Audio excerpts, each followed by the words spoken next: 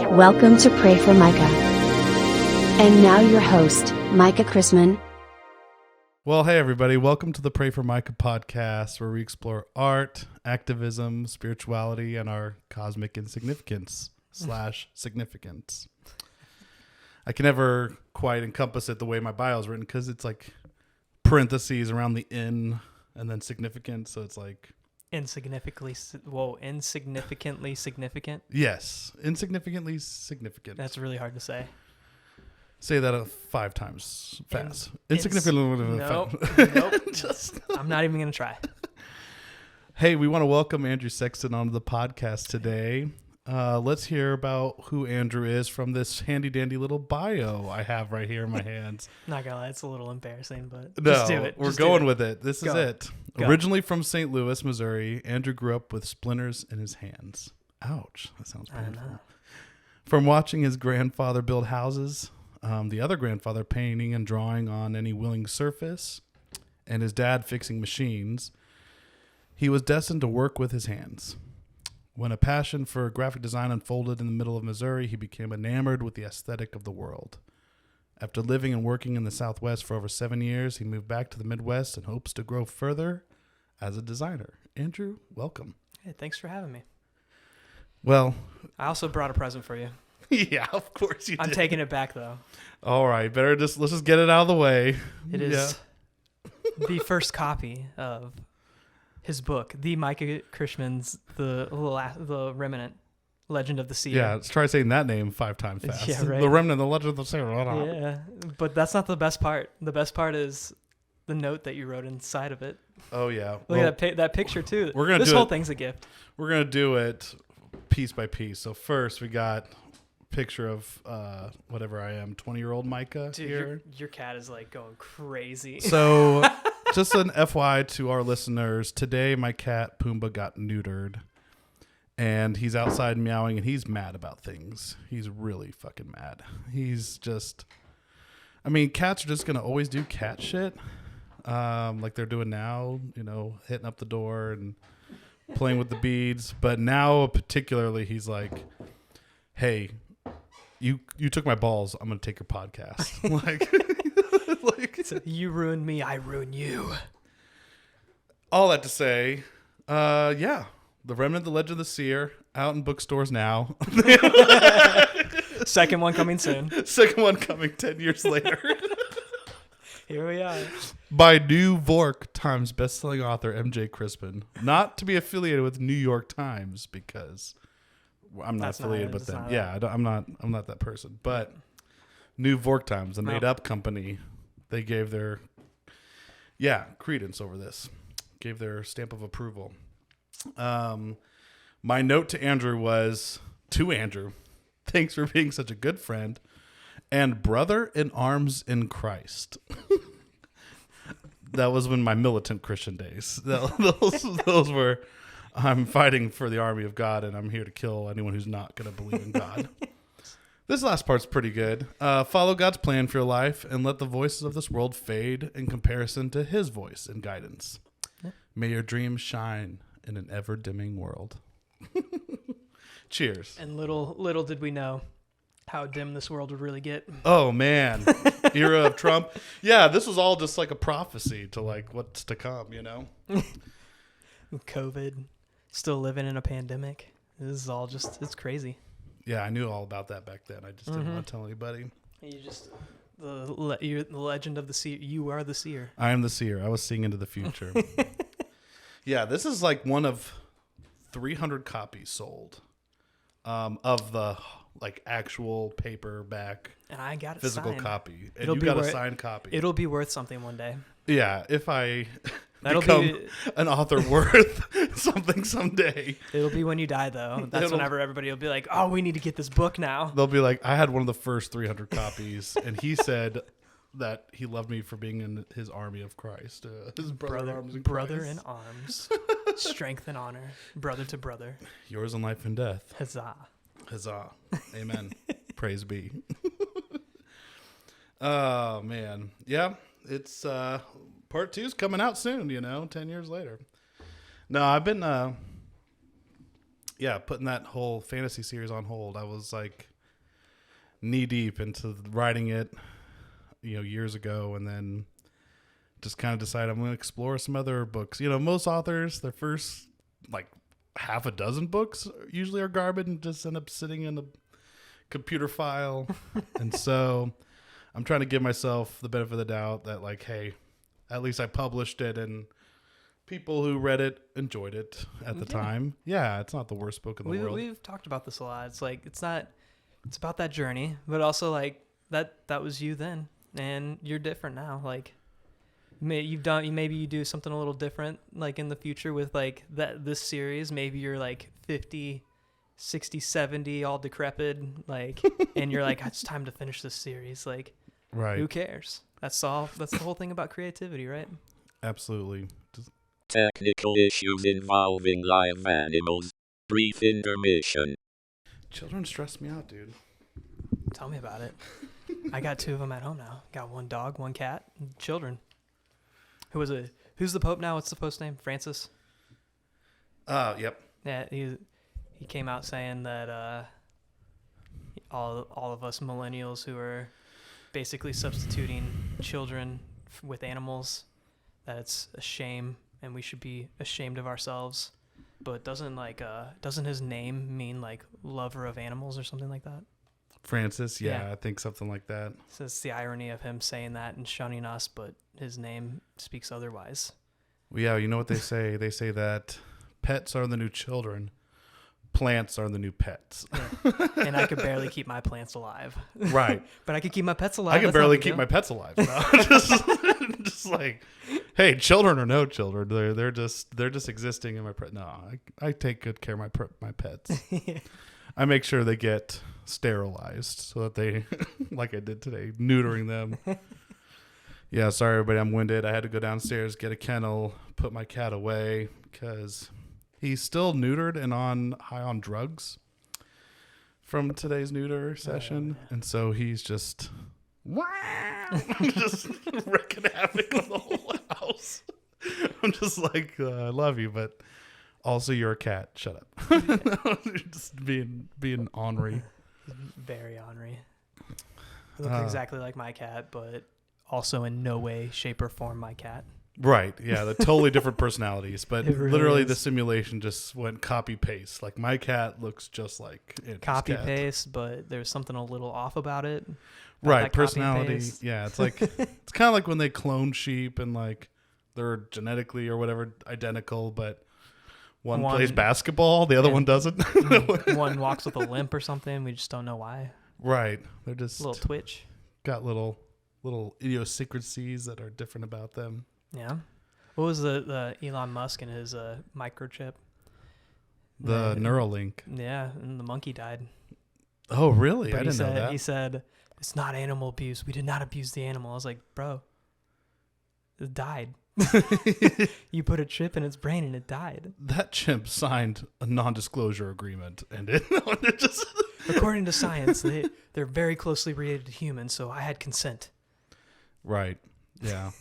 I had consent from this monkey because they totally choose to like be captured in the wild and experimented on. That's exactly what they chose to do. You know, That's unless what it's they some said. situation where like I can give up Pumbaa to be experimented on, then then it's like, well, you got my consent. You know, So at least. the baby monkey said, when I grow up, I want to be experimented on. So I'm going to leave home, mom and dad, and go to America where I can be experimented on. And they said, whatever you want to be when you grow up. We comprehend this. Hey, that's what I told my parents when I was leaving the farm. It's like, you know what? I just want to go to the big city and be experimented on, okay? I want to discover my body in a whole new way. Oh, jeez. Well, I won't go down that rabbit hole. Andrew, want to share how we met each other? Well, we met. How long we've known each other? Wow, how long have we known each other? It's been a while now. Like over 10 years, I would say. Like, I mean, clearly since 2011. 2011, yeah, that's when Yeah. the Remnant According Legends to the here, now in stores.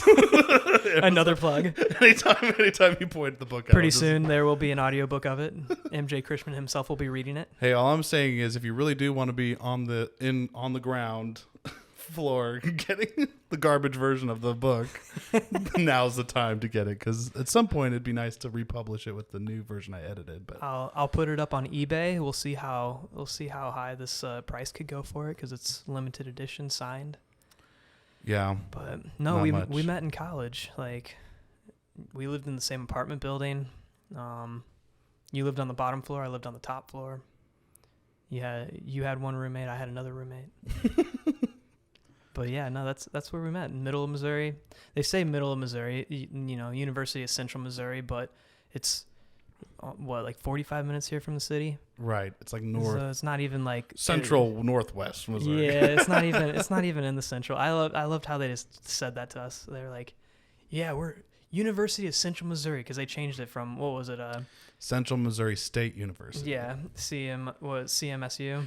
And then, like, it was probably like the first year I got there, they changed it to UCM, so now it's University Central Missouri. And what I heard is that had nothing to do with them changing their like program status. Like, they were still a D2 school. Yeah. They literally just changed it because what sounds more sophisticated? Central Missouri State University, blah, or University of Central Missouri. That, now that you put it that way, it does sound more elegant. That's what I heard. University of Central Missouri. And I guess there's some stigmatism from going to a state college instead of a university.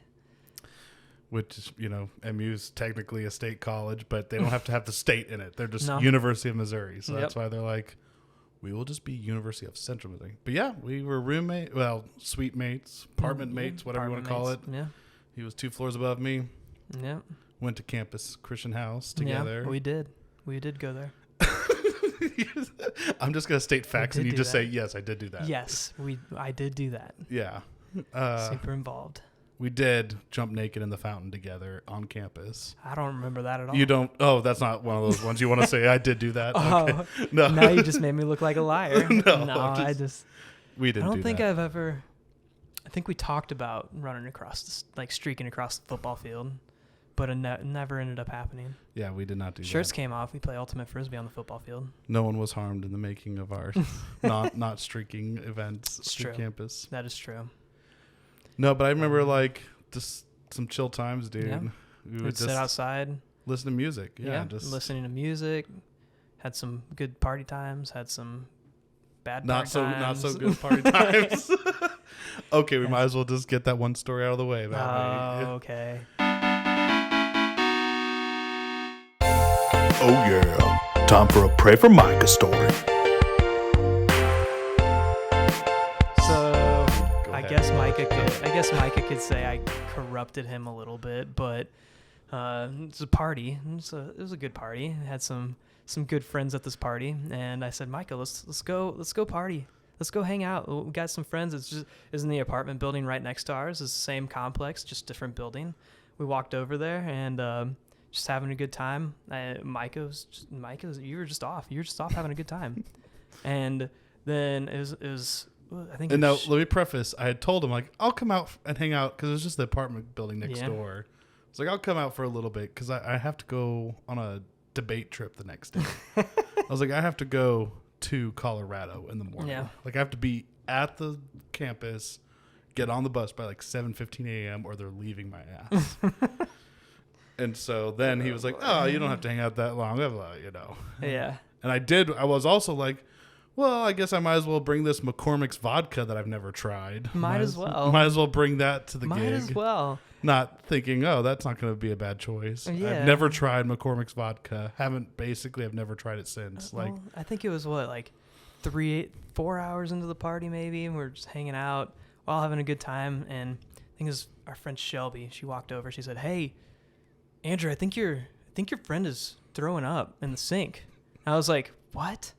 And I look over and there's Micah throwing up in the sink, and he's like, "I need to go to bed." And I was like, "Yeah, man, let's get you home. You can go to bed." And take him home, put him in bed, and he said, I have the debate thing tomorrow. I gotta get up. I have to get. Can you make sure I'm up? And I was like, "Yeah, man, I'll make sure you're up." It's my fault. This is my fault. He's at this party. I invited him, so I said, "All right, I'll make sure you're up." And I leave him. Apparently, there was a lot more to that story after I left, but I just remember my alarm went off. What time was it? What time did you have to get up? What time you had to be there? What time? I had to be there at 7:15. And you were walking over there. It was over at the football field, right? So it's not too far away, but like I think I got you. My alarm went off. It feels like a marathon when you're hungover. Yeah, trying to walk. I bet. That distance. Like the walk of shame, except just hungover. Carrying suitcases, sweating profusely, but drool. I remember that my alarm went off. I think it was at 6:30, and I said, "Okay, I'm just." And at this point in time, I think I was still living upstairs. Yeah. So my alarm went off. So I was like, "Okay, I'm gonna make sure Micah's doing good." And I go downstairs, and he has this giant industrial fan. Like, part of me doesn't know why. I mean, I understand because like in the summer, for reasons like right now where I'm just sweating for no reason. It'd be really hot, but it was a giant industrial fan, and the fan's going off. Like you can hear it. Like I walk into the apartment, and I can hear it going off in there, and his alarm is also going off.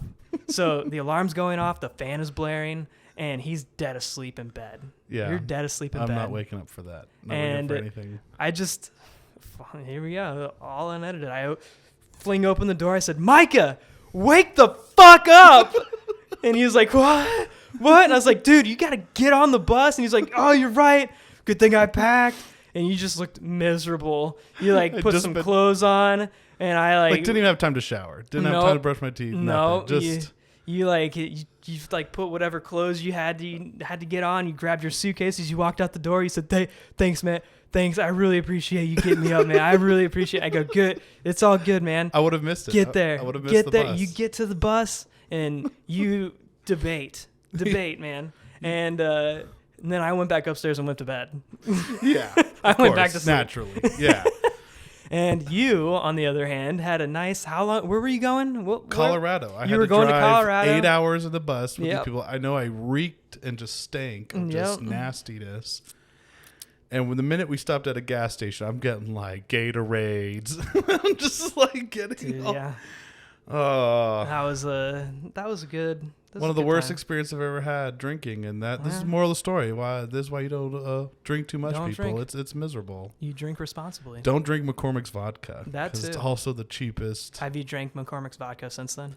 I mean, probably would have had like, mixed but drinks, not maybe. like half a bottle or whatever I did that night. Just at some point it just becomes water, but it's already such a gross vodka. Yeah. That I don't even know how I drank it. Oh, it's college. We've all been there, done that. American college. honey, right? Like, yeah, there's just things like I couldn't even stand the smell of it now, but somehow, how do you drink American honey? Like that stuff's gross. Yeah, I mean, there's a lot of things that I think we drink in college that are just gross, like Fort Loco. Yeah, That's Natty Light. Yeah, you got your. I don't even know. There's just a lot of stuff. I remember it was like there's a lot of things like.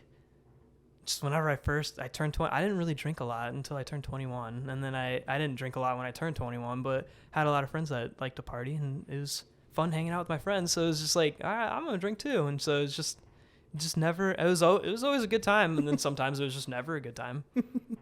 But yeah, it's the moral of the story. Now, less is more. Now, Less is more. look at us now. You're in a house. Look at us. Hey, cheers. No. Yeah, right. Just, we're not cheersing to drunk Micah stories, okay? Yeah. Oh, yeah. Hashtag pray for Micah. Yeah.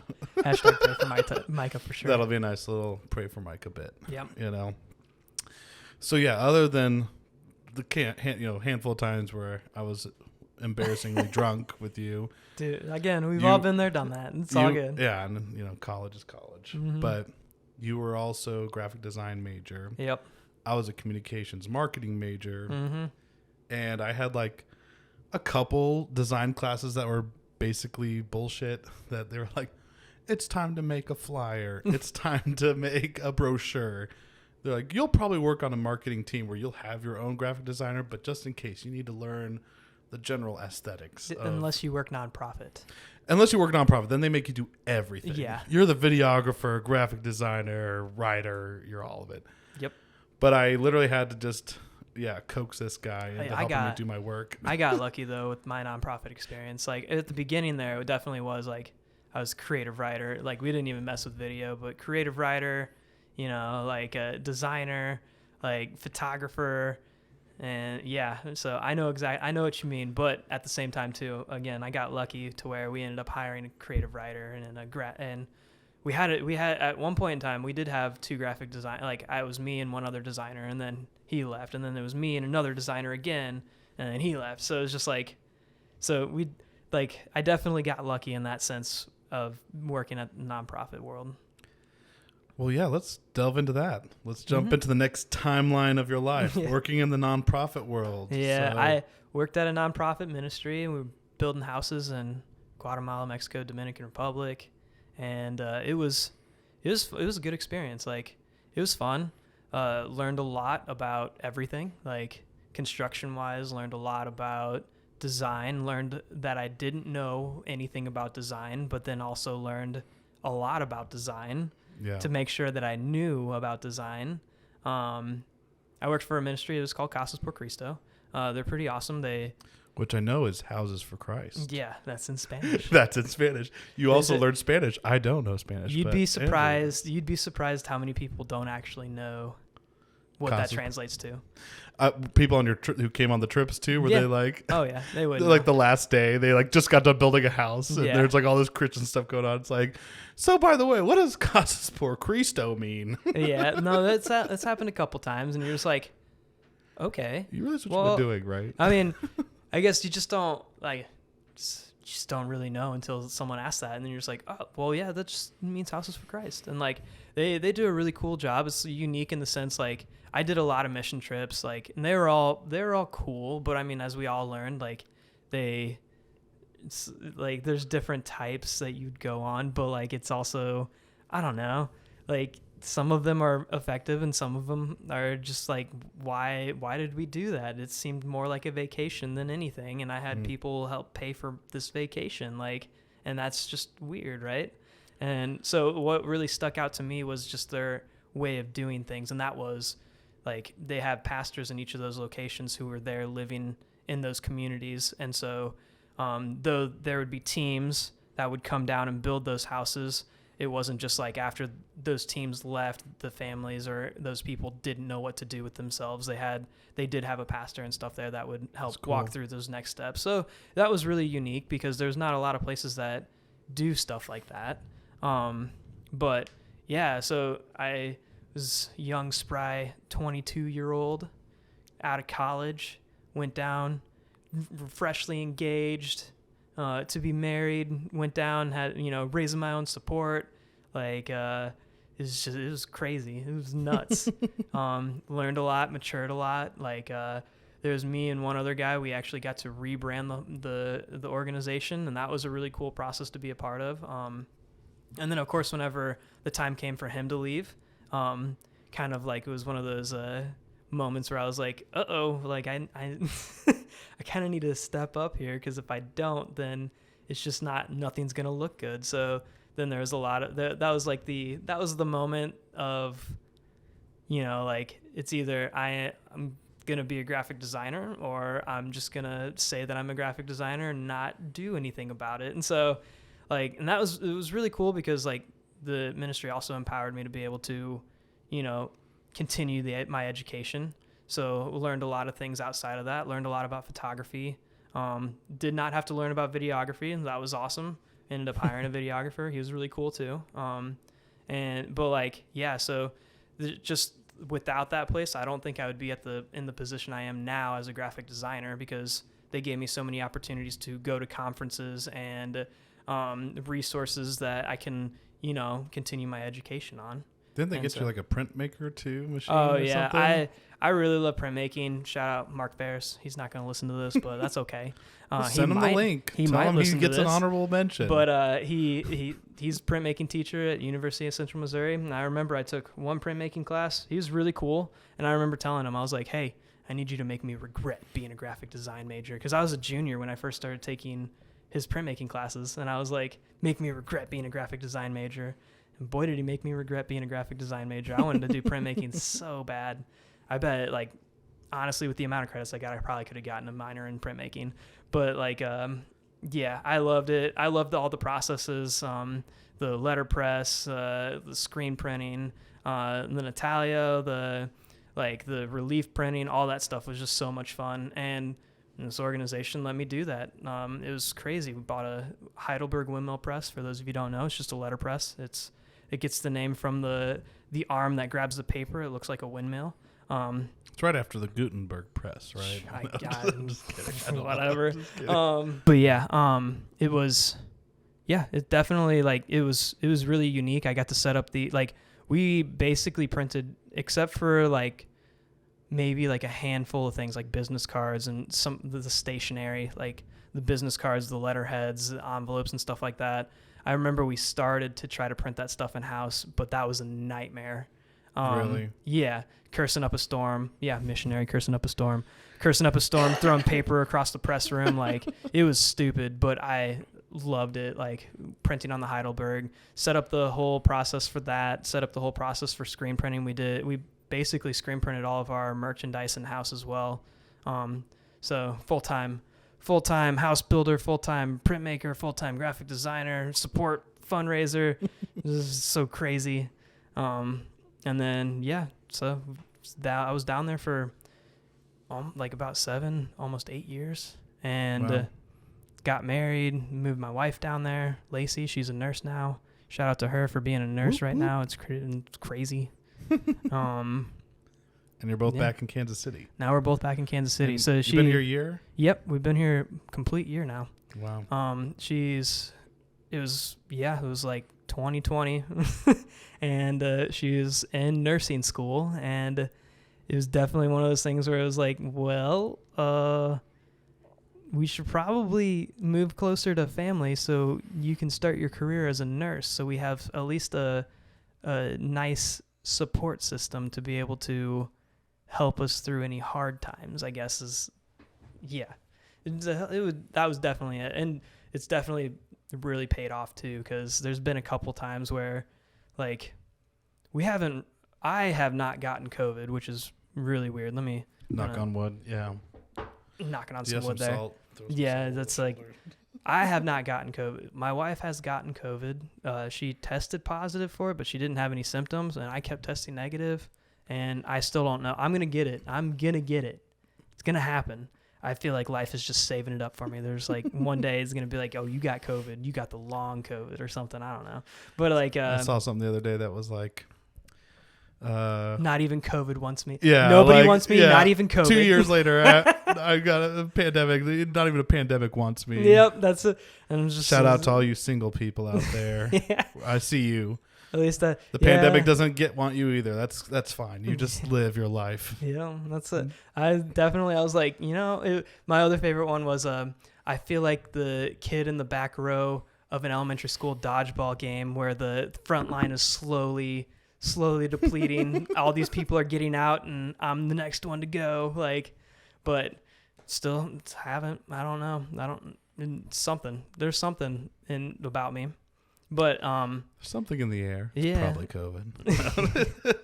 The sickness. But yeah, no, when she was in college, like, we were like, yeah, being a nurse, that'll be like, there's a shortage of nurses. Like, this sounds like it was a really cool story. Like, she had a friend, she had cancer, and she got to be a part of like a lot of like the chemotherapy and stuff like that. Like, whenever she would go to the different places like in Dallas or in California and stuff like that, to be able to do that. And she got to be a part of her sister's like births of her children.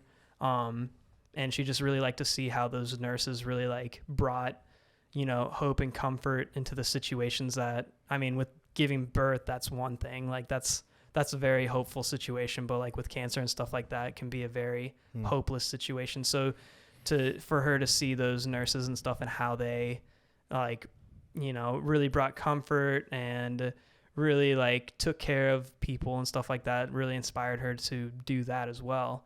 And then her last year of nursing school, the pandemic hit. And so we were like, well, probably be best for us to move back to Kansas City and be closer, because my family's still in St. Louis. So I'd be closer to my family, and we're real close to her family too. So, and it's really helped out, because there's been a couple times like she's tested positive for COVID, and then she's had to stay home, and if we were like at that moment in time, at least if we were paying rent and stuff like that would have been very stressful because I still didn't have a job and she didn't get like paid time off really.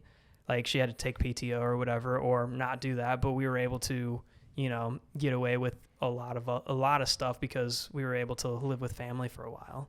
And so that was just, you know, blessing in disguise. It was exactly why we moved back here. And also, you know, gave us time to step away, reflect on things, and reflect on the last 7 years. I love El Paso. The Southwest is beautiful. Tell me one of your favorite stories from El Paso. Honestly, it's not even Guatemala or any of those places like, you know, that you were working in. Honestly, like just the Southwest vibe. There's some cool sunsets here, but there's no sunset like a Southwest sunset, honestly.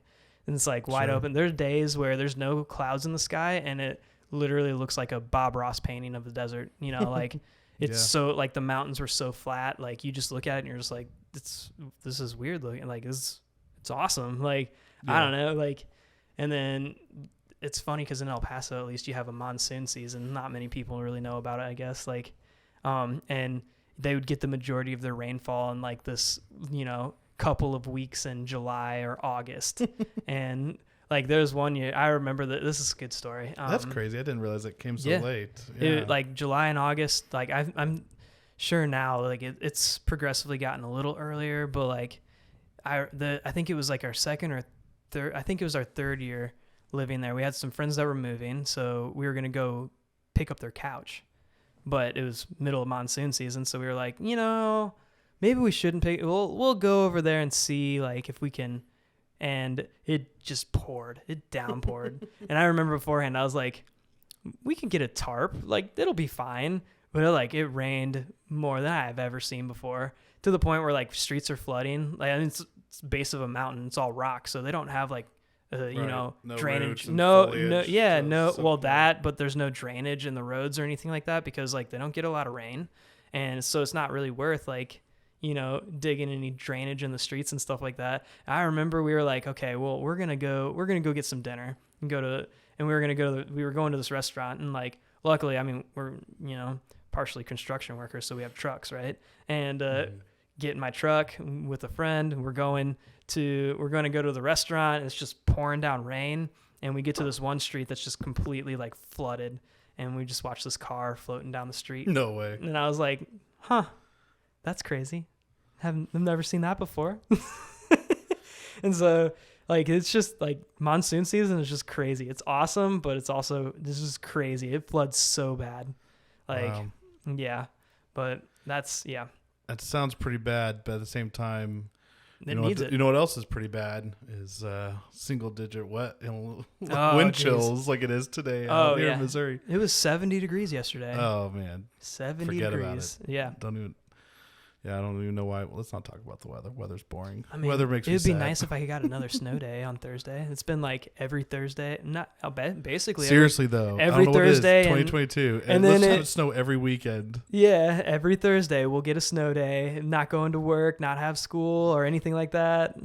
And then I work from home, so that's I don't get snow days anymore. I don't have that luxury. I'm not working from home. No, I'm just it is nice. Yeah, I don't have to go drive in the snow, scrape off my car, but it also means like, I have to like get on my computer at the normal time. I can't be like, I'm going to be a half hour late because the snow's piled up. Like, dang it. Now my meeting's at 9:00. I have to be on at 9:00. You should try that one day. Be like, sorry guys. I'm somehow caught in the snow. My commute was a little rough this morning from my bed to my office. It was a little slick and icy. The roof collapsed and I have snow inside my house. That would be a real joke. Cause at that point, might as well just take a mental health day. Why go through all that effort? Like, that's a real Micah, how joke. was your roof caving? Oh, it's fine. Mind your own business. Knowing jobs nowadays, they'd be like, send a picture or show up to work. Yeah, send a picture. Like, okay. But yeah, no, like we lived down there for 7 years, and yeah, it's nice being back in Kansas City. Nice reconnecting with old friends. Yeah. Nice being closer to family. Sister-in-law is about to have another baby. It's their fourth, so we get to actually be a part of the craziness of helping. Uncle Andrew. Yeah. Uncle Andy. That's Uncle what they call Andy. Me. That's what they call me. Uncle Andy. That's better. I like that. It rolls off the tongue more. I had a friend down in El Paso. They didn't like Uncle Andy, so they called me Grandpa Andy. What? I don't know why. They still call me Grandpa Andy. My nephew Joshua has started taking to call me Uncle Mick. And it's just, that sounds kind of cool. Well, yeah, it's like, yeah, it's cute. That's like a cool DJ name. It's also Uncle an Mick. Irish slur, but whatever, just I'm like, hey, What is bro, it? don't you know where you come from? Don't be calling me Mick. But I'm like, I get it, Uncle Micah, Uncle Mick, Same, I guess. But he's like, Uncle Mick, Uncle Mick. I did not. I am partially Irish. I did not know that was a slur. Well, yeah, because really it could be a slur for Scottish too, just because Daniel Mick, it literally means son of. I think is like that's what it is. It's like a surname prefix kind of thing. Makes sense. But yeah, I'm glad you're back in Kansas City too. Yeah. It's been fun. It's crazy how fast a year's gone by. It's true. That you're back. It has gone real fast. And you're doing graphic design here. Mm-hmm. I'm working as a production artist right now. Yeah, it's all right. Definitely. I'm working as a production artist, and it's kind of cool because it's for Adidas and Columbia Sportswear, so it's not like anything like no name, but also like I don't think I'm meant to be a production artist. So I need to be a little challenged or, something. A little more challenged or something, so we'll see. Yeah. But definitely it's a good job now. It's awesome. I'm able to focus on myself a little bit more. After leaving the ministry and stuff like that, been able to reflect. 2020 is really it's done it for a lot of people, help people reflect, right? Yeah. And so it's whenever we were in El Paso, we were part of a church, and that church kind of collapsed. That would be the second church in my life that has basically I wouldn't say that our first church crumbled or whatever. They just ended up combining with another church and moving on, and that was the end of that one, that my childhood church that I grew up in, and the same, I would say the same thing kind of happened. I think the church that we were going to, I think it still is kind of running, but even smaller of a basis. But it's no longer what we used to know. Paso. Yeah, the one in El Paso. So it's no longer what it used to be or anything like that. A lot of drama behind that, and I still love all the people. As church is. Yeah, as church is. As church is big dramatic. Anywhere you have people, you're just going to have drama. Yeah.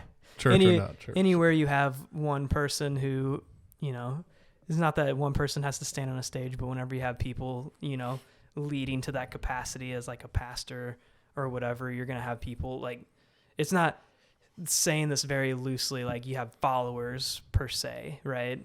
And so whenever that pastor was asked to leave, so did a lot of other people because they believed in that pastor. Right. And it makes you really question a lot of things because it's not there's a lot of good things that come from it. It's not anything that was bad. I still love him and his family. Still talk to one of his children. He's awesome. He's a cool videographer down in Florida now. He's doing really great work. But it's definitely, I guess when that happens in your adulthood, it really makes you think about things. I don't know, why, if you have, you need to have somebody who is feeding people, but also I don't know, that's a weird word, but somebody who's taking the thoughts that they have and the translations in the Bible and stuff like that, and yeah, basically feeding the people what they're learning and stuff like that. Whether it's right or wrong, but that's up to the person who's listening to determine if it's right or wrong, right? Right. You stop me if I'm going too far ahead here. No, but I'm on the journey, dude. At the end of the day, it doesn't matter what happens. That person who's up on the pulpit is also human, like you said, and also is a sinner. So it's unfortunate whenever, something, and didn't happen in our church, but if they're, cheating on their spouse, or if they're, verbally abusing people, or not, or maybe not even preaching the right things, or they just preach whatever they think is actually, sure. Preaching what they think is, that's what it is anyway. But preaching is wrong. Then you have, you get people that are hurt. You get people that are hurt because you have other people who don't think that person's doing a good job. And it's just what's the word I'm looking for? It's people always hurt. It's people hurting people, and this is a vicious cycle, you know? Yeah. I think, and that's not all churches. That's not all Christians. Right. No, it's definitely like, I think it's been pretty prominent in my life just because of the churches that we've decided to go to. But after leaving El Paso and coming back and stuff to the Midwest, like, I mean, unfortunately in the Midwest, there are probably churches that we could go to. And I mean, we have, like, you and I will talk, like we have our own, you know, in air quotes, we're having church right now. Yeah. I mean, yeah, this is church. Having conversations with it, you know, like Lacey and I would have church, like, but we don't actively go to church at the moment. Gasp. Oh man, I hope your family's not listening. They're gonna shame you for not going to church. Oh no, they've already shamed me. It's unfortunate, I guess, because that means they care. But also, it's unfortunate because we're viewing things differently. So sure. My mom's already had that talk of like, so isn't it weird that you used to be a missionary and you don't go to church now? And I was like, you know, when you put it like that, yes, it's weird. But also, like, when you take it into the context of, I am fine. Like, me and my relationship with God is good. We're fine. It's me trying to figure out where I stand with Big C Church. Yeah. And where I stand with corporate religion, not necessarily where I am with, you know, it's not a reflection on me and God. Although some people would say, you don't listen to Christian music, you don't read the Bible, you don't go to church, you're not a Christian. That's also kind of weird too, I guess. Jesus also never called himself a Christian, so I guess he's not a Christian. He never listened to Christian music. I was about to say, did Jesus listen to Christian music? He never went to a Christian church. He went to a Jewish synagogue, you know? Yeah. I guess, I mean, yeah, I appreciate everything you're saying as far as like, just being open about it. So thanks for sharing, being open about kind of your journey and your faith journey and reflecting on your mission work. And I think inevitably, though, even outside of the church God realm, we as humans grow and change. Mm-hmm. And there are things that I might speak passionately about. I have a very strong opinion about this thing years ago that now I don't have a strong of opinion on it. Yeah.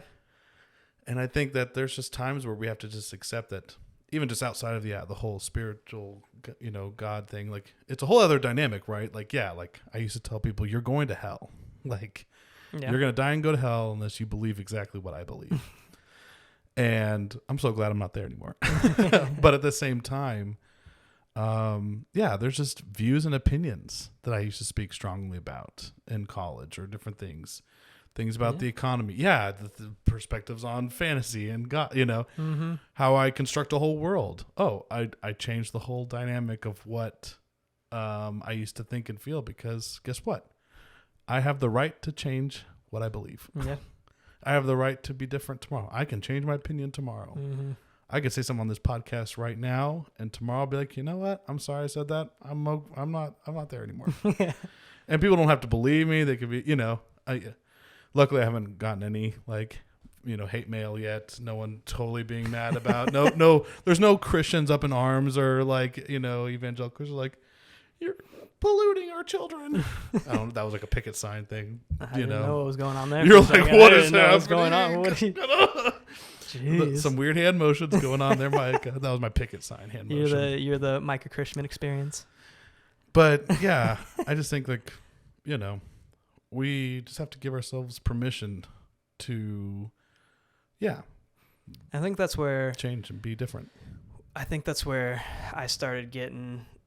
No, it's not like being able to ask questions, I guess. And I know, what was it? I don't know if I can say the name on on another podcast, but Dirty Rotten Church Kids, right? Sure. They're talking about. There's one that was they were talking about this church that said, all millennials, you say you have all these questions and you don't even give us a chance. You give us 30 seconds and we'll give you an answer. And they said, you're going to give us an answer, like the meaning of, like, what is my purpose for life in 30 seconds? Really? I want to go to that church.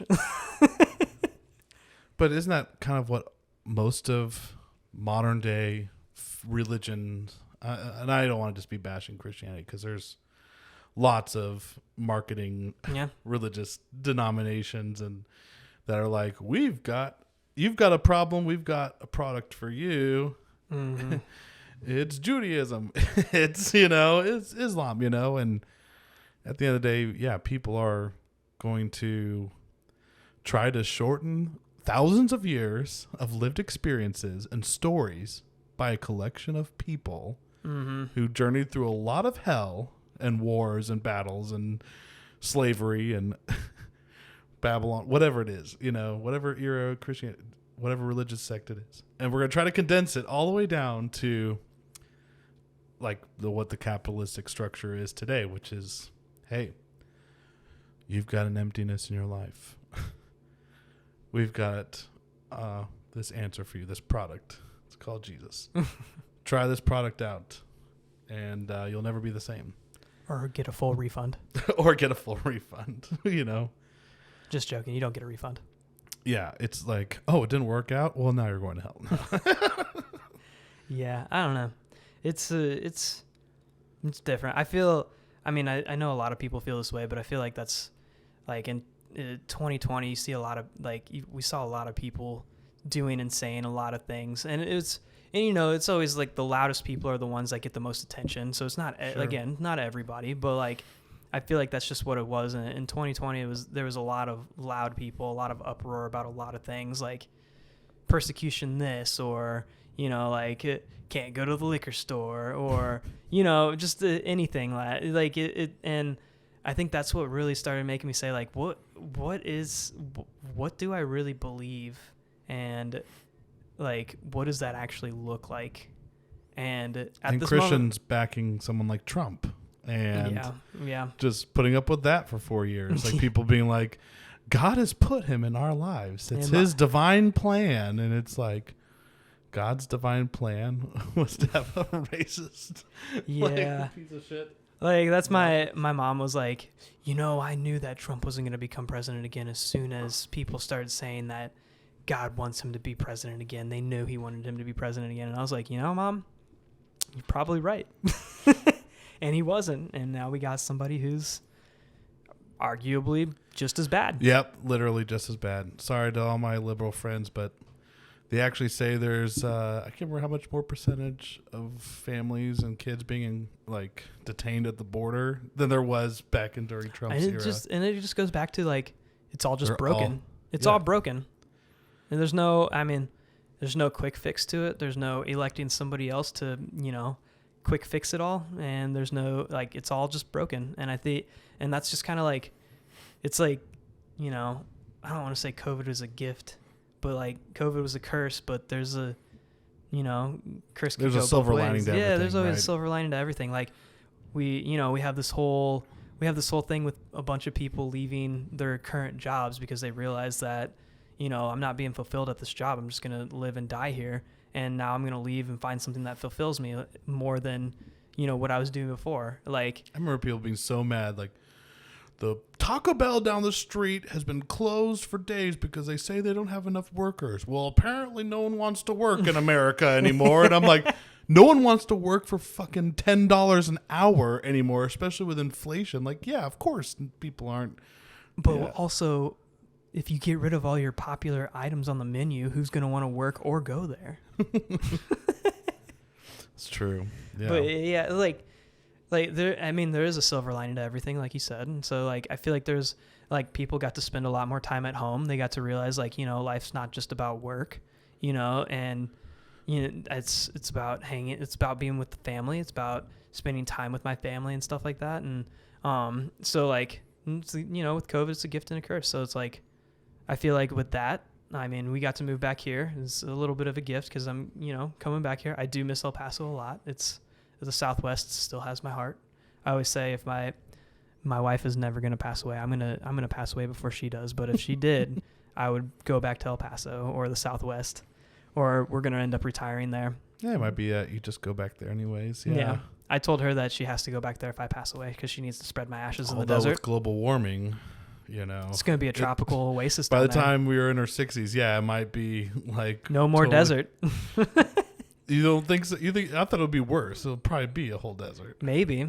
I mean, I have a friend who has a It'll theory be a that desert from Florida all the way to. I mean, I have a friend who has a theory that as global warming takes a toll even more, it's going to become more lush and green down there. And we'll see. I mean, we kind of. I mean, at least with El Paso, fact checkers, go check that out. Like, what do you got, fact checkers? Show me the forecast. Pumbaa, my cat. Yeah, he's Fact checked it. No, he's locked in a cage. No, I don't know. I don't know what the future holds with all that. I've already gone through the weird downward spiral phase of like, gloom and doom of like, there is no hope. No one's helping anybody except we're on our own. We can't do anything.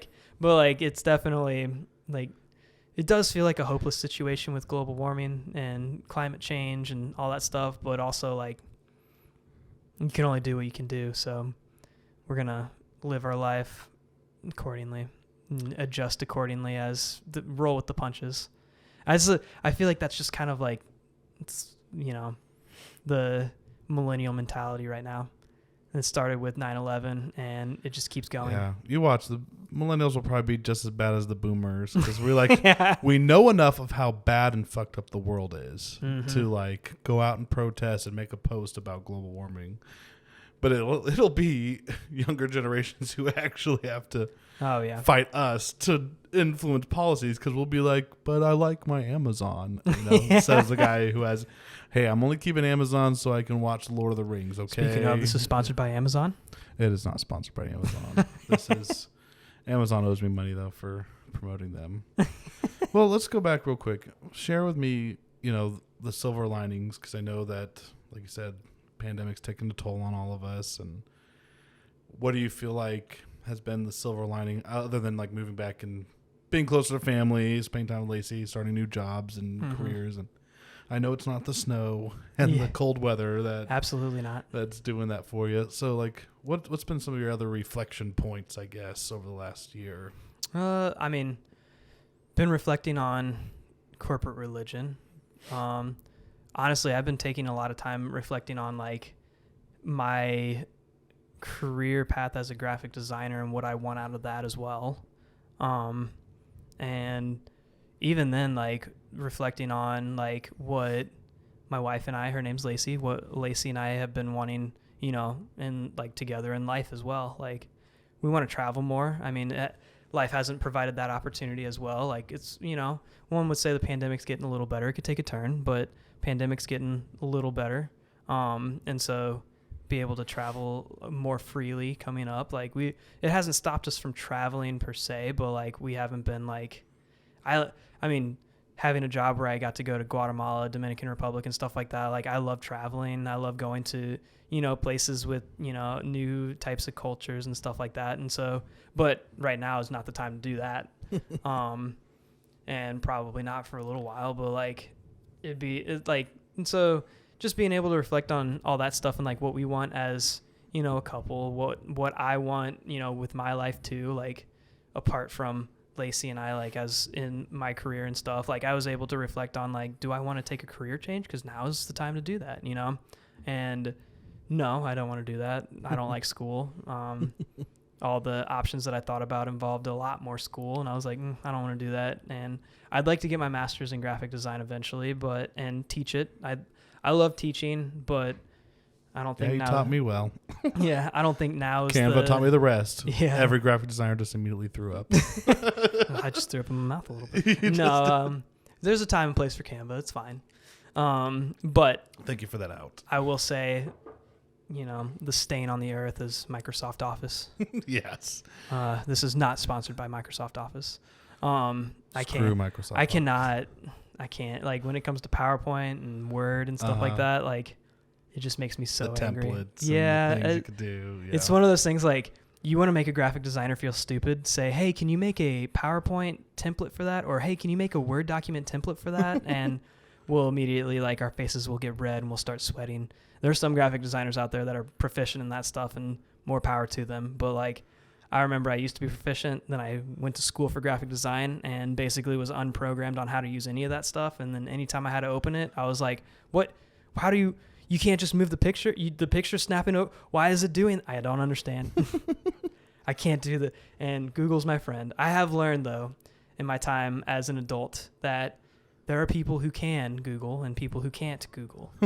I don't know why. I thought it was just something that you can, like... Anyone could do it. I thought, like, Google's at the... It's literally in everybody's palms. Like, you just Google whatever. And I learned, like, there's some people that just don't know how to do it. They just don't. They don't know the right words to say. They don't know the right questions to ask. Like, I literally, like... there's the... I don't remember who sponsored that video, but it's basically, like, there's a guy who's Google... and there's people walking into his office to ask him questions. I know what you're talking about. And that's literally me. Like I will, like, if I don't know, like, we'll use Word, for example. If I don't know how to do something in Word, I will say, how to place picture in Microsoft Word 2011. And if that doesn't work, I'll say, picture will not place in Microsoft Word 2011. And I'll just keep going until I end up finding the right, like, phrase of thing. I'm always Googling stuff. Like, I'm always trying, like, to be able to figure it out. Like, I guess, like, anything electronic, sometimes something won't work, and I'll be like, soundbar turns volume up by itself. Why? And then I'll be like, oh wait, I need to put the brand in there. So then I'll put the brand in there and ask the same question. And lo and behold, you know who always wins though? Reddit always wins. If you put Reddit at the end of any Google search, you'll always eventually find the answer there. Looking through those forums, it's crazy. People, everybody on Reddit's just crazy. They're all crazy. They're all crazy. Yeah. They're just messing with Google's algorithm, just always answering the questions. It's true. They're also, spamming pictures and making sure that if you search a keyword, that picture will pop up too. It's crazy. The people of the internet, This reminds me of, I don't know if it's still true or not. I'm sure it is, but if you just type in the URL, just fucking Google it. It'll just, .com, sorry. It goes to Google. That's awesome. I just thought somebody was like, yeah, I want to buy that domain. Yep. And I would tell people like, hey, just effing Google it. Yep. And then it'll take them straight to Google. That's hilarious. It solves all the world's problems. Hey, but speaking of graphic design, you were the artist for the Pray for Micah podcast artwork.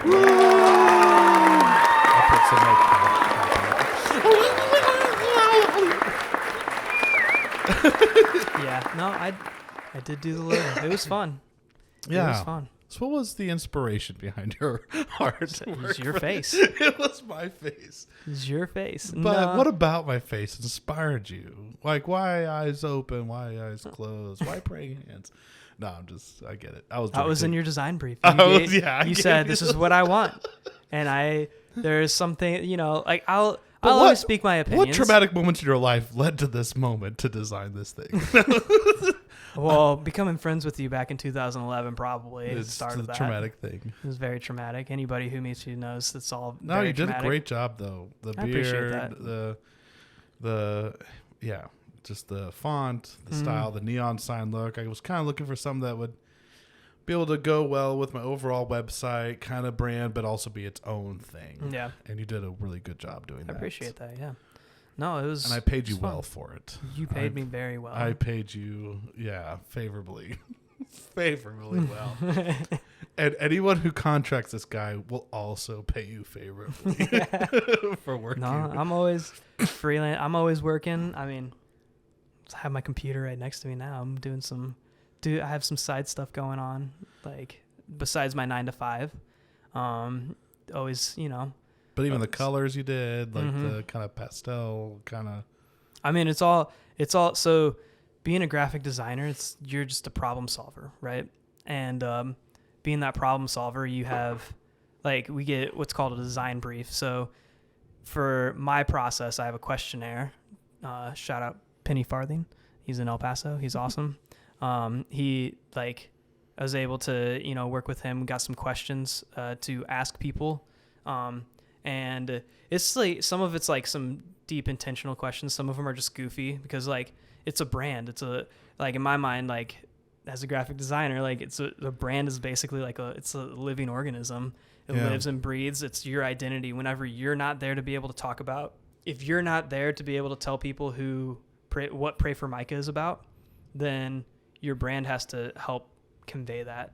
It doesn't have to convey it all the way, but it has to help convey like who you are and what you do. So then you had your face with the praying hands.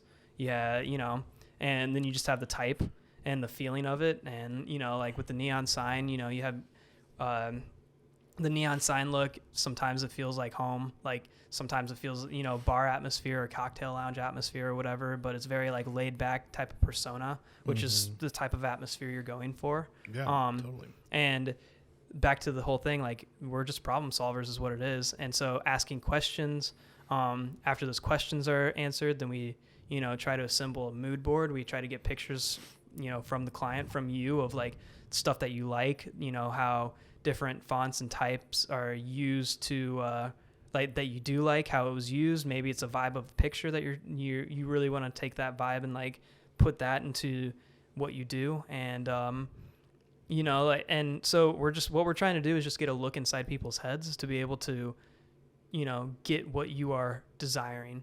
Now, you know, we're also artists as well. So like there have been times where you're like, I kind of want to do this. And I'm like, I'm going to give you my professional opinion, Micah, and say, no, you don't want to do that. Right. But at the same time too, like you're the paying client. So I'm going to give my opinion about it. But at the end of the day, my opinion doesn't matter because we're here to solve your problem.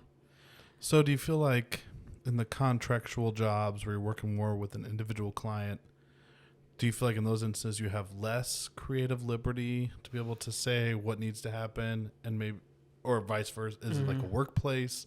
Like when do you feel like you truly get to be like, hey, they trust me 100% with the thing I'm doing and I just get to do it? One's going to be like, it's honestly the longer you work with a person, the longer you work with the client, the more trust that you build.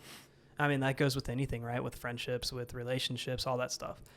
Truth. And wisdom dropping over here. Well, Andrew. it's just like, how did I, you know, like whenever you want to start a business or it's like partnerships, right?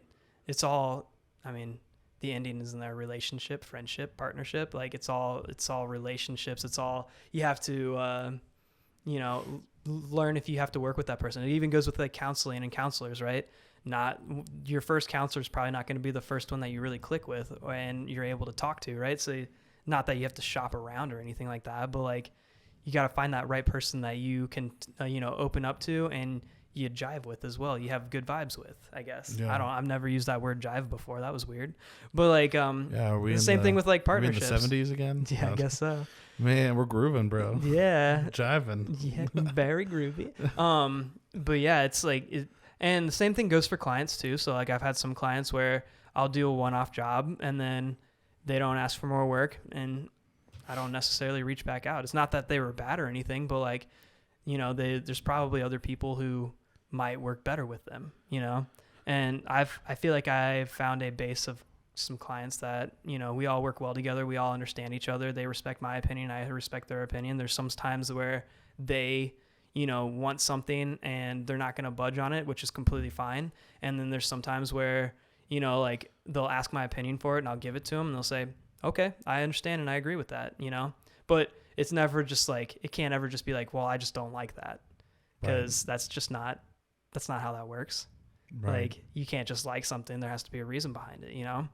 And so whenever you start building that relationship and that trust, whenever you say, I don't know if that's going to work really well, for the most part, I'll tend to do what they ask anyway, and they'll see what I was saying was, you know, correct, or that might surprise me as well, and I might actually like that direction, you know? Yeah. Like I did one, it was an illustration of a lion and a lamb, and they wanted the lion and the lamb next to each other. And I don't know, like they were sold on wanting, like at least one of them was sold on wanting it to be next to each other. And I was like, I don't know, guys, like this is just looking really, like this is looking weird. And I don't know if you can put pictures up. I can send you the picture of what it looked like, but it was definitely like a weird mixture, like looked like a weird Yoda figure morphed into a lion. It was weird, but we ended up getting to the end result and it was good. But the initial idea that they wanted to go with was, you know, it wasn't working out as well as what we ended up going with. And so, you know, often, like I said, there is still the flip side to that where it's like, well, can you try it this way? And then it'll surprise you. So like the clients it's like, being a teacher, and they always say that the students, they teach me just as much as or more than I teach them, like you still get that same thing from clients. And there's some clients that work really well with you and some clients that don't. So those ones that don't, you could keep working with them if you want. In the beginning, when you're a freelancer or you're working at a job or whatever, sometimes you have to do that and you don't have the joy to be able to pick and choose. But eventually, it's still when you're getting new clients and things like that, it just goes back to trust. So. Yeah.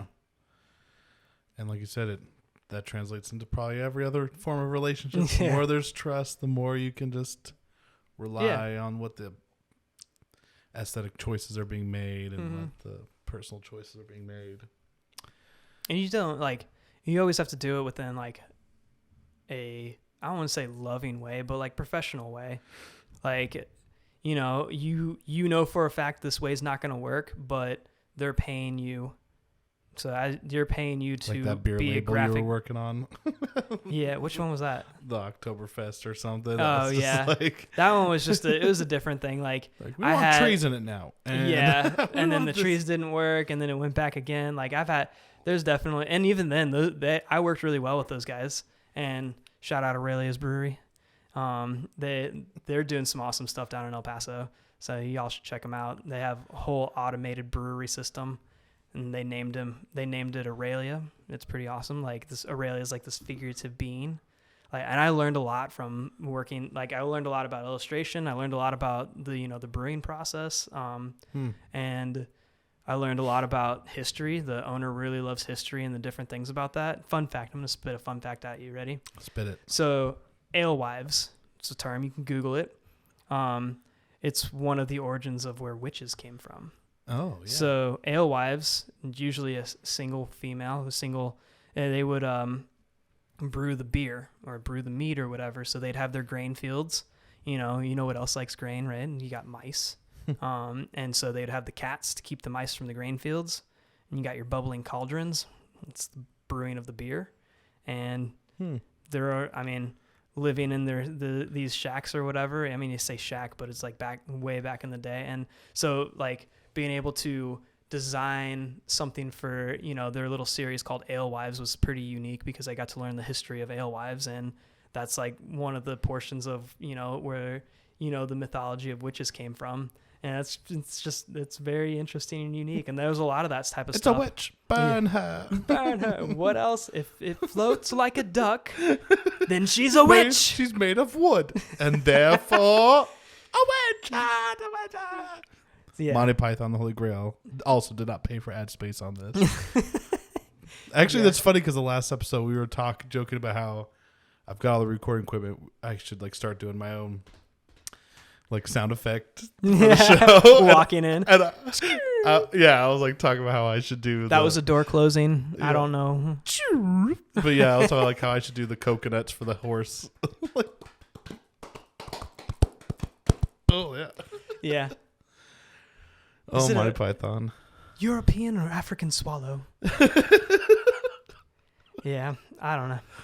But yeah, I quote that movie I know, me too. Too much. But no, I learned a lot. I learned a lot about, even more so the labeling of beer cans and stuff like that. I learned a lot about, history of a bunch of random stuff. I would always get the fun part was that brewery, they all loved metal. I like metal. I grew up, I was a metalhead growing up.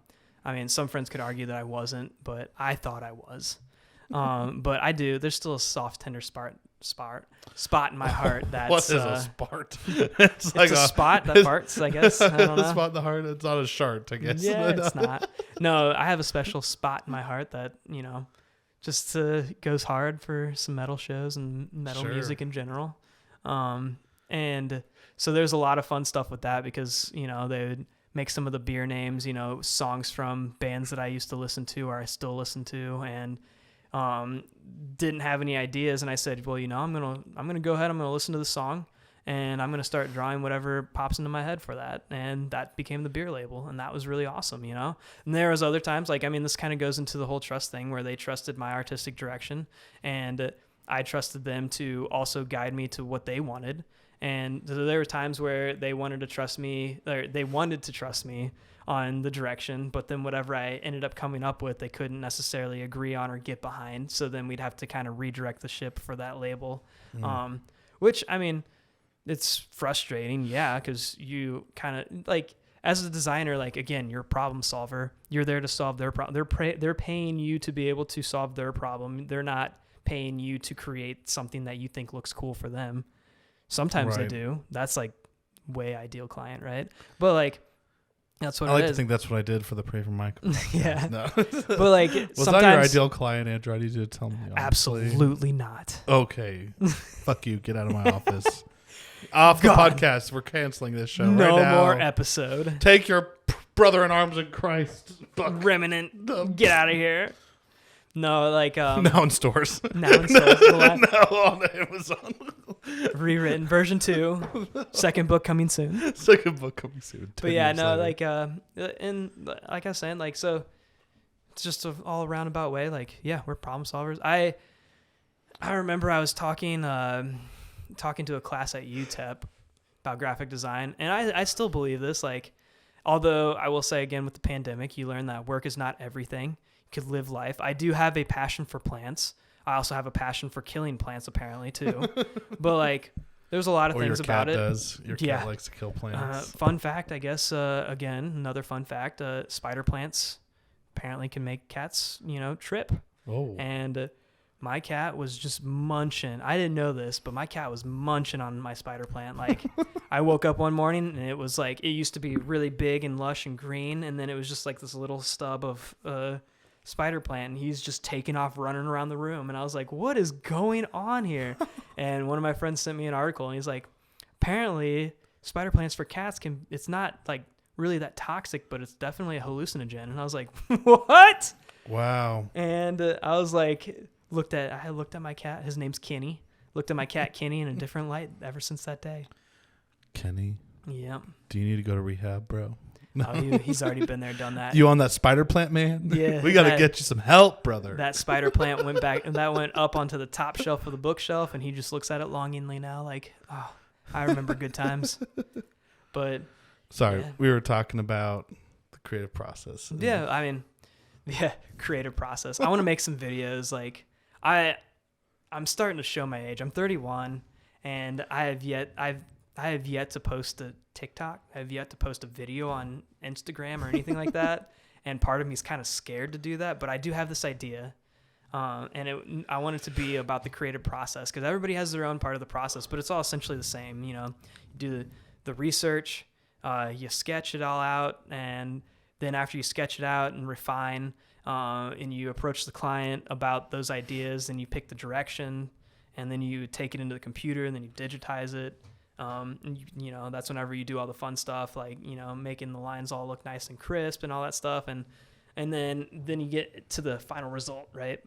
Well, they don't see the in-between phase of, smashing your head on your desks, questioning your entire existence of being a graphic designer and needing to career change. And I kind of want to start making some videos about, like, the real creative process and showing, like, the downward spiral. Like, you do this one idea, you hate it, you crumple it up, you throw it in the trash can, you go through 15 other ideas just to go back through the trash can, pull that one idea out, take it out, and say, that wasn't half bad. And you go with that one. So it's different for everybody, but for me, it's definitely like a weird manic phase that's going on there. And wow. I say manic loosely. It's not that manic. Sure. But well, speaking of projects and things you're working on, I know about collab tracks. Yeah. You want to share a little bit about that project you've been working on? So I've always had a passion to, like, collaborate with people, but being a graphic designer, like, I mean, there's different ways to, collaborate. Like, I collaborated with my friend Chris, Penny Farthing, and we did a couple of projects together, like branding a cocktail lounge in El Paso, and we were able to collaborate. That's a different way to collaborate, like more as like business partners and stuff like that. But like just to be able to collaborate like with people from all backgrounds. And so collab tracks, it kind of takes my passion for music and my passion for art and design. I don't necessarily have a passion for writing, but it's there. I ended up joining a Hence writing why group. You commissioned me to help write. Yeah, So but that's part of it. But like, I ended up joining a writing group, Writing Workshop KC. Shout out to them. Yeah. Because as a graphic designer, you start to think to yourself like, I don't need to know how to write. Well, in reality, you need to be trusted to be able to make sure that everything you do is spelled correctly. So in essence, you kind of need to know how to write. So I got spoiled at my last job, and we had a creative writer who could spell check all my stuff. And this is a dumb story. It was my first t-shirt I designed at my last job, and got it all. It was all like nice hand lettering, like I thought was nice. Now that I look back at it, I was like, no, it wasn't good at all. But for that time, being right out of college, I was like, yes, this is so good. But I put the accent mark in Juarez over the wrong letter. Oh. Nobody caught it. Got the shirts printed. We had about 400 of those shirts printed. And one guy walked up, took one shirt. Like, this is the first day they got to the office. Took one shirt out, looked at it, and he said, Juarez is spelled wrong, and walked out. And I was like, we had stickers, we had shirts, and I guarantee some of those stickers are still in the store too. What happens when you put the accent mark over the wrong thing? Is it literally just the word is nonsensical now? I think I put the accent mark over the E instead of the A. So instead of Juarez, or Juarez, as they would say, it was Juarez. Which just becomes a nonsensical word. Yeah. Just so there's definitely a crew of people who are walking around who probably don't even know that the word is spelled wrong because they don't know Spanish too well, which is fine. Right. But like, I would be one of those fools. But they're look at me, I'm from Maurice. and the stickers are probably on their car still, although those stickers weren't the best of quality, so I'm sure the sun has probably rotted them off. But yeah, that was not one of my best moments there. Definitely did not proof any of that stuff. But I ended up joining the this writing workshop to be able to get better at writing. And I do have a little bit of a passion for writing. Like, I remember growing up, it was definitely a thing that one of my friends and I, like elementary school and middle school and stuff, we'd always like to write stories, or, not to the extent of mjchrisman, but like You've been saying my name funny tonight. Chrisman. MJ You sound like Chrisman. Sean Connery saying my name. mjchrisman. Oh, no, Chrisman. But it's not to that level. It was never to that level, but it was like my imagination was running wild, like back in the day. It still is. Beautiful. But like I don't know. I guess I don't have a passion for writing, but my wife likes to write. She likes to read. And so like I see the value in it, and I see the value in words and how people use words and how they portray words. Therefore, like lyrics and songs and stuff like that, they make you feel a certain way. And so anyway, back to collab tracks. I wanted to try to do something where I could take people from all different backgrounds and be able to collaborate with them to make playlists. So I have, some of them are musicians, some of them are not. Some of them are people who just really like music as well. Each month there's 3 different people. You got one person who's making a playlist, curating the playlist, and it could be songs that have carried them through their life. It could be songs that are really speaking to them at this moment in time. It could just be songs that they like, and they could put a title to it or whatever. But like, it's essentially just this playlist that inspires them. And then I wanted to take that playlist that they made and then give it to a writer. And so it's people who could, be passionate about writing, or they don't have to be professional poets or anything, but I do have some actual like writers, who are. I'm not one of them. Not an actual writer. I'm just not an actual writer. Yeah. No, I do have some actual writers, like, and poets and stuff like that, who are participating, which is really cool. Like I said, I have some musicians, who are also participating in the playlist portion of it. And then, so after the playlist is made, the writers will take it and they will write however they feel inspired to the music that's in the playlist, whether like the lyrics could influence how they feel about it, the song itself, like the beat of the song or how it flows or whatever of all the songs, like that could influence what they're thinking and how they're writing. And then they can write a poem, they can write a short story, we've already had someone who wrote a haiku for it, like that's cool. And then after that, we'll take the songs, the playlist that was curated, we'll take the writing, and then we'll make some art from it, like from both of those things put together. And then the end result, like in hopes of, in good old fashioned collaboration, like the end result is never anything that everybody expected.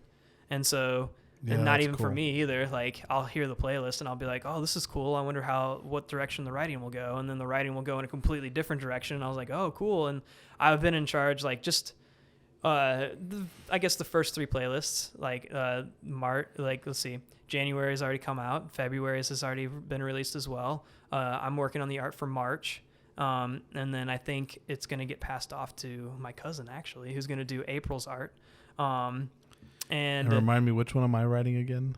You're, I don't know. You might have to edit this. I'll get you that. That's okay. I got the schedule. But, yeah, and then we'll create the art, and it's essentially just like a cover, it doesn't have the track list on it or anything, but it all lives in Spotify. Sorry if you all hate Spotify or whatever. They don't pay their artists enough. I know this, but everybody has Spotify. Yeah, so. You listener, you stop hating on Spotify. You no Spotify. I mean, you can sucks, hate on you can hate on Spotify. Like they don't pay their artists anything, but. To argue, neither does Apple Music. I was like, to be fair though, like a lot of people don't pay musicians. Name one platform enough. that pays their musicians well. There's none. Bandcamp. Okay, Bandcamp. Okay. You got your, what is it? Music Fridays. They usually give 100% but of like, their even proceeds. even in comparison to getting an actual record deal, like you're gonna get paid more than even Bandcamp. That's true. I'm just saying those platforms in general are just not. You're writing for April. Oh. Okay. Yep. All right. There we go. Collab tracks with Micah's writing, featuring author MJ. Oh, and I am doing the art for April.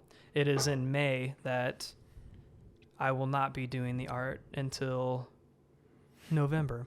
So I have what a beautiful thing though. Like you're not. Well, that was the thing was I didn't the whole time you're cycling out. I didn't people want to. I year. didn't want it to be the Andrew show. Yeah. Like right. I wanted it to be. It's collab tracks. So at a certain point in time, I'd probably end up like killing myself creatively to try to do something every month like that. There's other things I want to do, but then after April's over, all I have to do is make sure that each person is getting their stuff done, and I'll just pass it on, making sure it's all getting done in a timely manner, and that's it.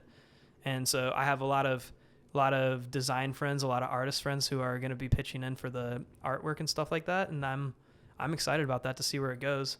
Other thing is like, I'm not a controlling person, but when it comes to my artwork, I actually really am. Like, I'm not a perfectionist by any means, but I try to get the artwork to a point where it looks like comfortable to me, or to a point like there's sometimes where I'll create art and I might not be a big fan of something that I created, but I usually try to create stuff that I like to see too. But sure. Who wouldn't, right? But that's definitely like, that was the whole point with collab tracks. So again, you got the curator of the playlist, and then they pass it on. We'll pass it on to the writer, and then it'll be passed on to the artist. And then afterwards you have this cohesive, it's almost like an album, but it's, unfortunately it's not original music. It's just music that, has carried said person through. But it also makes it more open, right? But the other part too is, selfishly, it's helping me find new music because I love music. I always chase after that feeling that you get whenever you hear a song. Okay, so here's the real self-interest part. Yeah. You just wanted more music, so Andrew's like, hey, let's make a whole thing of it. Oh, yeah. But the good part is it's going to also allow these people who are writing to listen to music that they might not listen to, find other artists that they might not typically listen to or haven't liked before, and hear them in a different light. And then on top of that too, it's allowing everybody to think differently. And so that's just the whole point of collab tracks. So you can check that out on my Instagram. I've been posting that stuff on there. I'm sure if this thing grows and becomes something a little bigger, it'll have its own source and its own entity. Maybe its own Instagram page or something. Yeah. But hey, speaking of which, where do we find you online? It's sextondesign.ai. That's my Instagram handle. That's what I'm mainly active on. I'm not on Facebook anymore, even though Instagram is Facebook.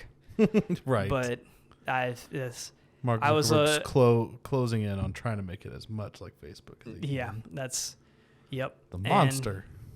But yeah, you find me on Instagram. I do have a website. that it's going to be shut down soon. So I'm not even going to say the URL to that. So there's no point in even saying that.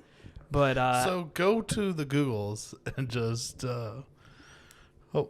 throw sausage at the wall and just see what happens. See what happens. No, hit me up it. on Instagram. I'm most active on there. I'm always scrolling Instagram and stuff like that. And yeah, that's where you can find me.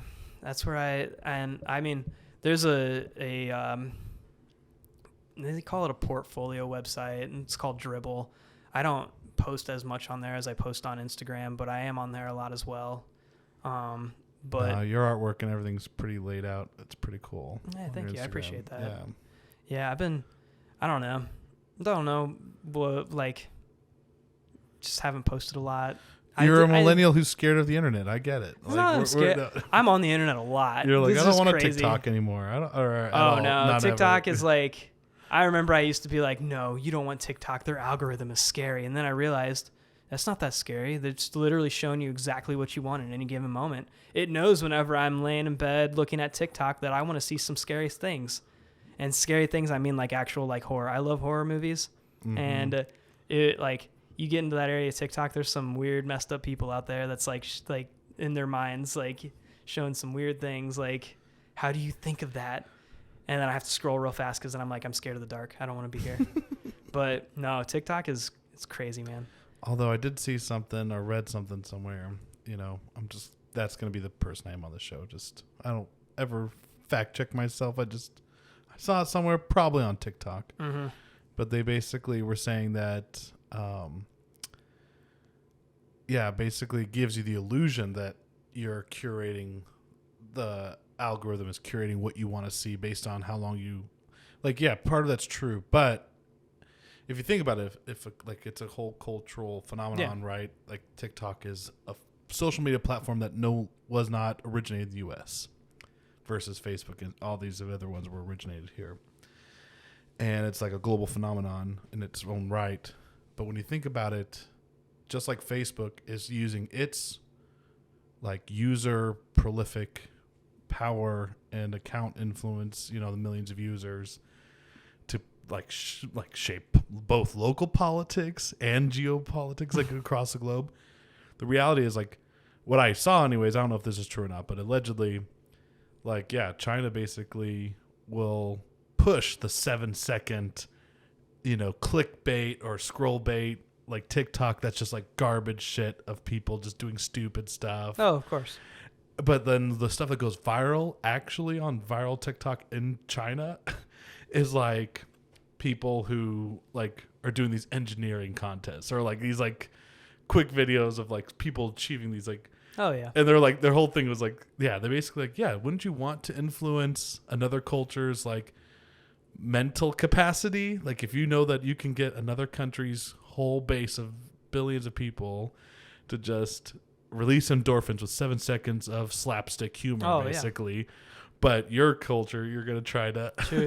You're gonna curate the algorithm to promote actual like mentally challenging. One of the hardest things that you'll ever do is wake up in the morning and try not to look at your phone. Yeah. Actually, I heard someone say that. We're addicted to dopamine, and it's only progressively gotten worse. So it's just like you wake up in the morning and you try not to look at your phone, and the first thing, because that's what we do. Alarm goes off, scroll. Yeah. Scrolling. What did I miss? What's going on? What am I seeing? And check an email. I'm laying in bed. Why the hell am I checking email? Fuck that. Especially with my job, I can't work outside of the office. And so it's like, what's the point of checking the email? It's just going to make me paranoid. Right. Like my last job, if I went and looked at my work site that I was going to be building a house on before the team got there and stuff like that, and it was horrible, what would I do that whole weekend? Like if I went on Thursday or Friday, I would just worry about it the entire weekend. Mm-hmm. So there's a different portion of it where you need to go out there and look at that work site, because if there's some things that you need to take care of with the family, you just take care of it. But the other portion of it is you can't really control if it's a really bad work site or not, if it's if you have to cut down the house or whatever. And it's the same thing.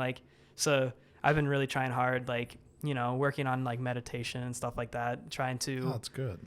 to become again, another silver lining to COVID, besides the fact of most people having nervous breakdowns and having like horrible mental health problems. Like, it also made me realize that I wasn't good mentally. So here I am trying to be better about it, Yeah. So I'll wake up in the morning and I might turn on like some music or something, and I'll just, get ready for the day and not scroll. That's so good. It's really hard. It is I'm not hard. going to lie. It's like, you were just so used to it, I had a friend who said, he read something. Yeah, he was just saying like, if you can, for the first hour you wake up, and for the last hour you're awake. That was me. No, it wasn't. Shut up. Was. I thought it was Marty. Oh, it might have been Marty. I could have swore Marty. We're both crunchy in that way. You both are like that. Hey, shout out to Marty Gillette, Magic Marty, sponsor of the show. He's a real sponsor, actually. He's a real sponsor. Yeah. But all that to say, I don't ever make it a full hour. Usually like 15, 20 minutes of like, I'll like turn off my alarm, but I will intentionally like not check social media, not check go to the bathroom, make coffee, do my business. And then after like half an hour, I'm like, okay, what's the world? Mm-hmm. Has Russia invaded Ukraine yet? Yeah.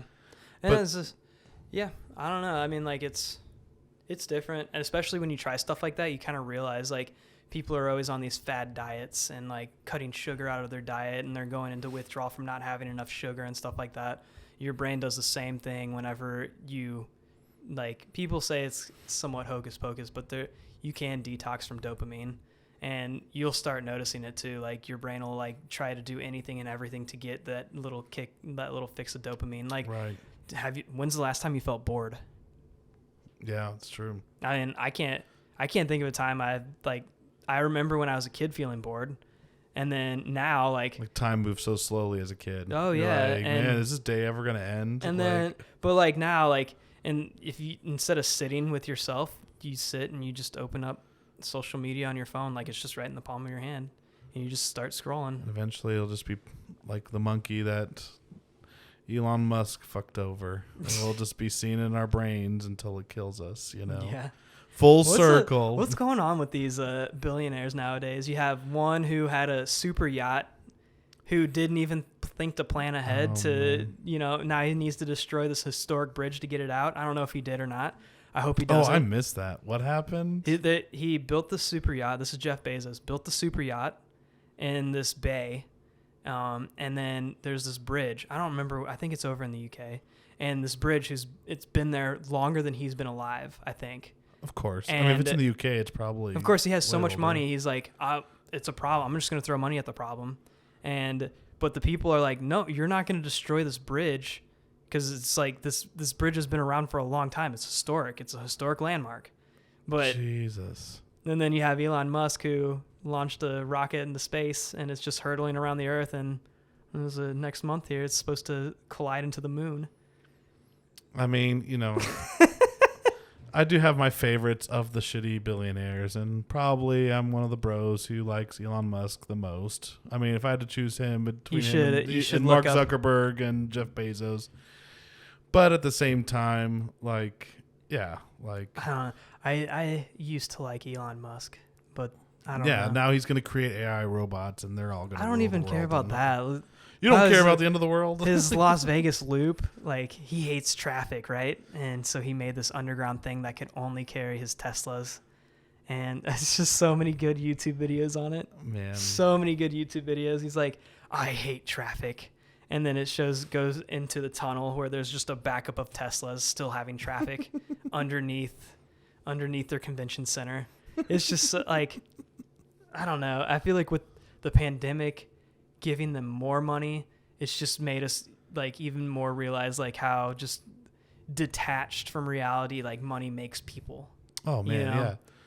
Literally, like, yeah, once you get to that other level of money making, and it's not just them, it could just be millionaires. Like, once you have money doing the work for you and it just keeps making money, you're the propensity to care less about life just grows exponentially. Yeah. Just like, yeah, it literally is going to take me more time to bend down and pick up $100 bill off the street than to just make $1 million here in a few seconds. Like, it's just not even worth my time.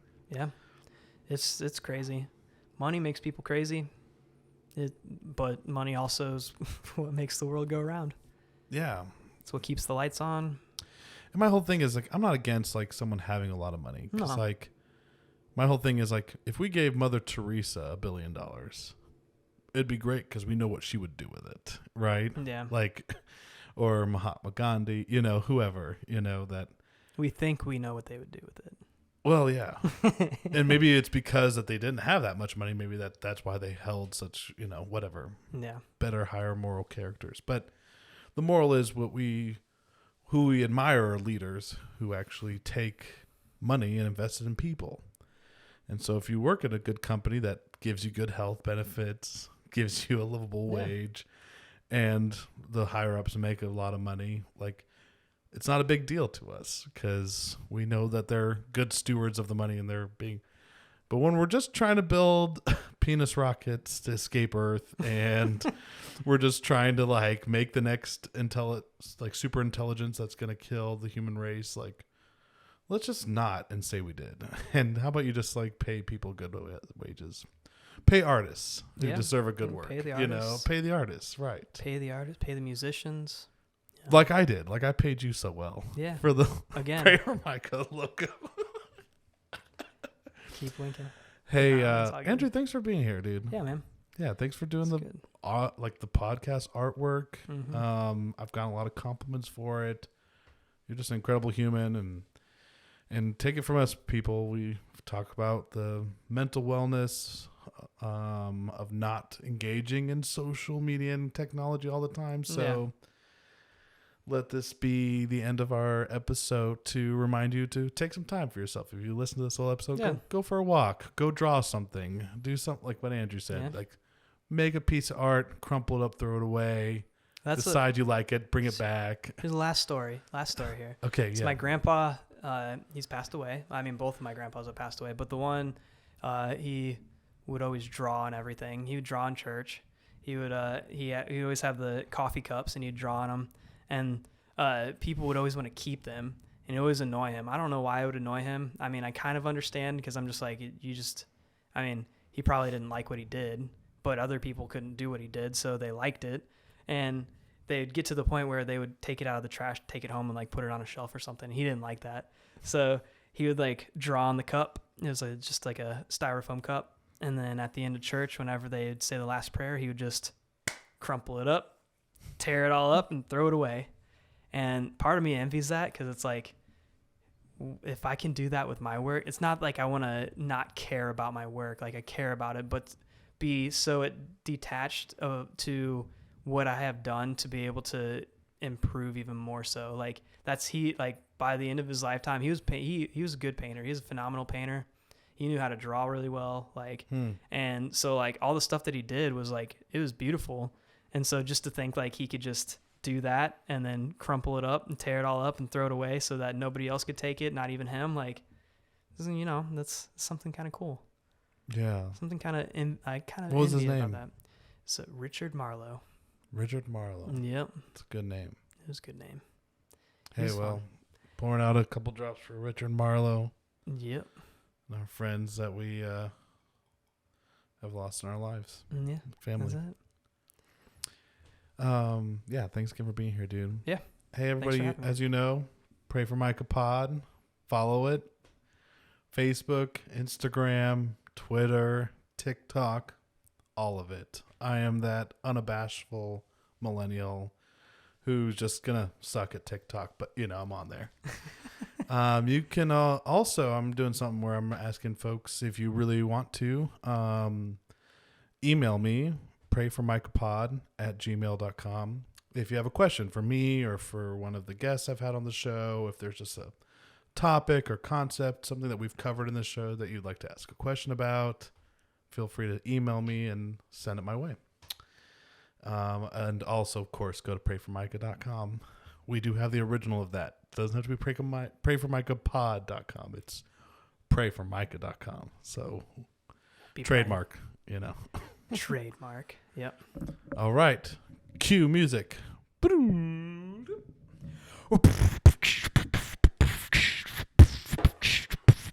Legend of the Seer. The remnant. The remnant. The remnant. The remnant. Legend of the Seer. New Vork times. Thanks for joining me for the Pray for Micah podcast. Be sure to like and subscribe on this channel and follow me on social media. Pray for Micah Pod on Facebook, Twitter, Instagram, and yes, even TikTok. We'll see you next time. You are now re-entering the normal world.